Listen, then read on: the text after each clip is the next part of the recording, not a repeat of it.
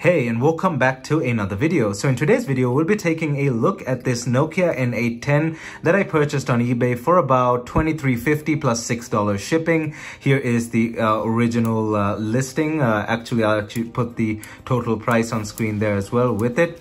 And I purchased this thing, and I won't say phone, I'll most likely say internet tablet because that's what it is, because of the fact that it has this weird two stickers at the back plus this coaxial diagnostics port. And I think this device is actually a acceptance device, if you may, for a network, namely Anatel, which is a Brazilian network, and we'll get into that later. But I've seen this sort of thing on other acceptance devices as well. It's not a prototype, but it's not a retail device either, so we'll get into the details of that. But of course, this was listed as not working, so we first have to test it and see if it works and then go from there. So let's jump right into this video.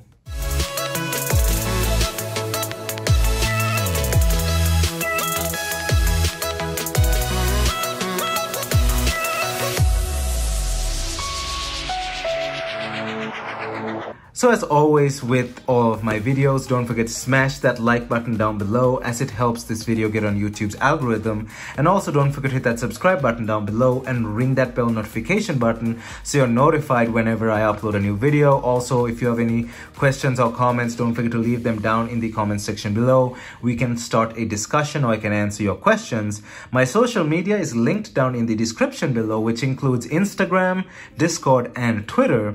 And now let us jump right into this video.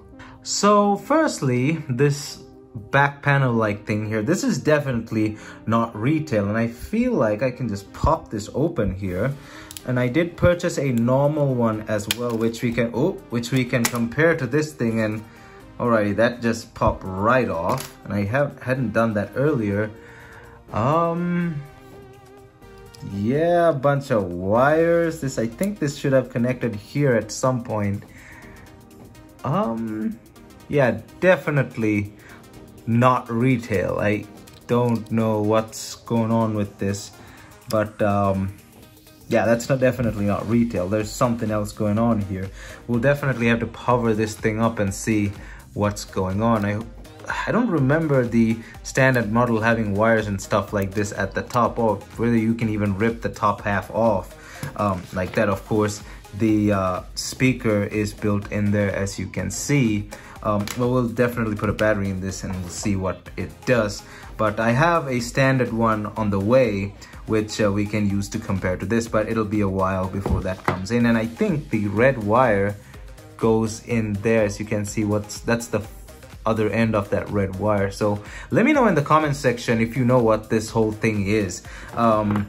Like I said, I've seen this setup on other not the wires, at least just this coaxial port like thing, connector like thing. I've seen this on other acceptance devices in the past, but I've never seen this setup of wires and this soldering over here and all that stuff. So that's kind of new. So let's pop a battery in this and see what happens. So it runs the BP4L, and this thing comes with its back cover, obviously.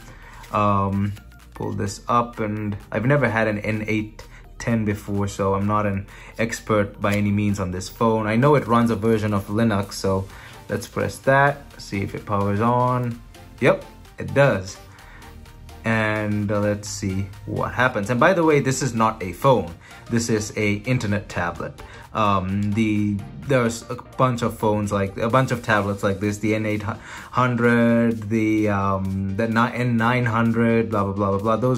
Well, the N900 eventually was somewhat of a phone. It had SIM card connectivity, but as a whole, those were more focused on internet browsing and stuff like that. That other thing, the 710, or I have that tablet like thing, the one with the case and all that stuff. I forgot what that was called. I've showed it in another video before, and I don't have it here right now. So you know what I'm talking about. All the Linux Nokia internet tablets. This is just another one of them. And there we go. OS 2008 user site. Looks pretty standard. And I know this thing has Wi-Fi because the Wi-Fi signal already has appeared there. No expert on the N810. It's not a device that I've looked into quite a lot in the past. I know it has a resistive touchscreen. It runs a version of Linux. It does have a kickstand that I was messing with earlier, so that's nice. I wish I can keep it on the table like that, but the battery may fall out, so that's gonna be like that. So let's see, simple setup still. Control panel, let's see what we get there. Bluetooth connectivity, presence, accounts, let's see. So this thing works, at least. I don't see any developer stuff on here. Let's see, about product. That gives us anything. Internet tablet, Linux, space, 2008. We have memory over there. Let's see what we have in here. 1.5 gig available on the internal memory card. It does have a memory card slot somewhere. Screen calibration, display, Bluetooth, accounts. Not much in terms of information on this thing. Panels, what does this do? Okay, that's not that. Again, I don't really know much about this thing. I may have to pull some information on it on the side, but first let's look over this stuff. Utilities, simple user interface. Like I said, internet tablet. We have a terminal here. Let's see what we can do. Don't really know the commands for this thing. No, I don't remember. I know there's a few commands that I've tried loading on a different internet tablet, a Nokia internet tablet, but I don't remember them now off the top of my head. But if you know the commands, you can go ahead and use them there. Backup, restore, application manager, handwriting recognition, extras. We have a game of chess, blocks, Mahjong, marbles, Phoenix Light, USB control, get started. So let's see what's under get started. No, it's just like a demo or something.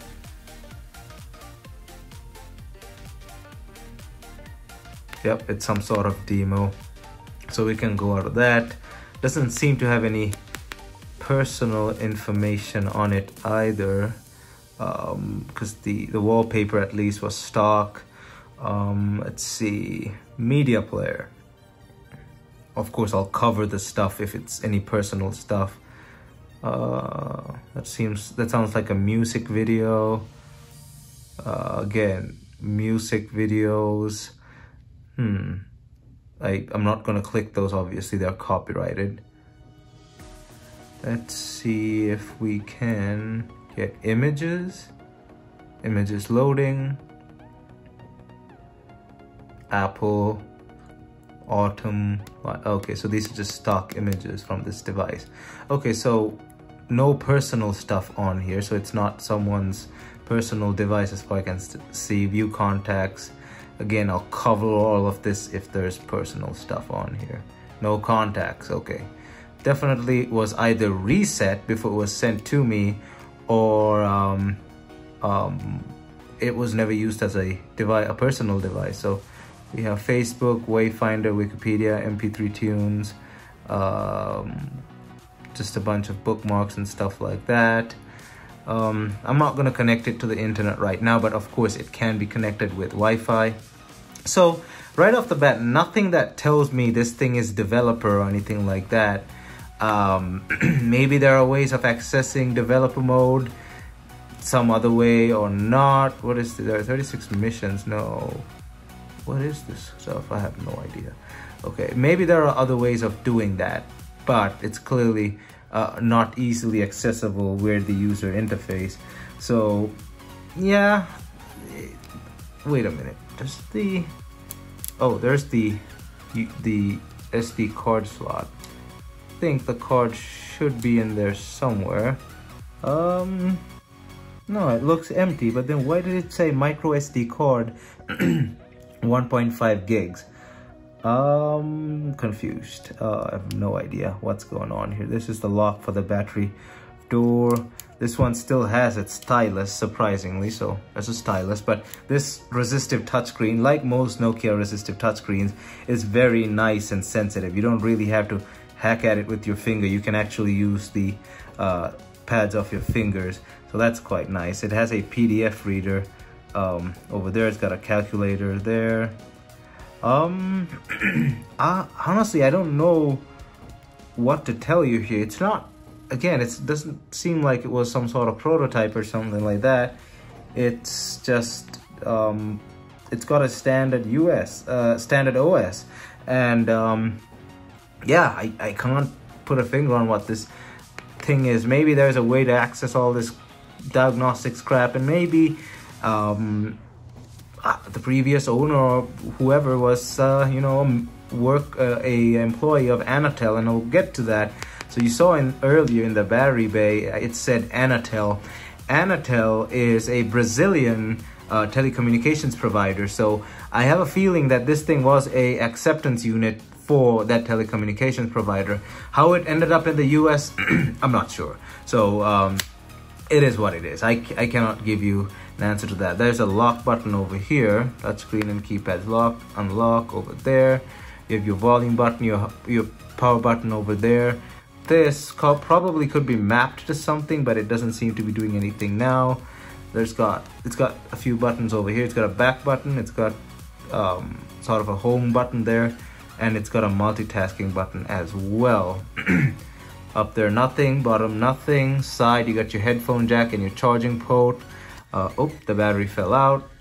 Might as well go and look at that sticker once again. So they're Anatel. I don't know what that number means. Made in Finland.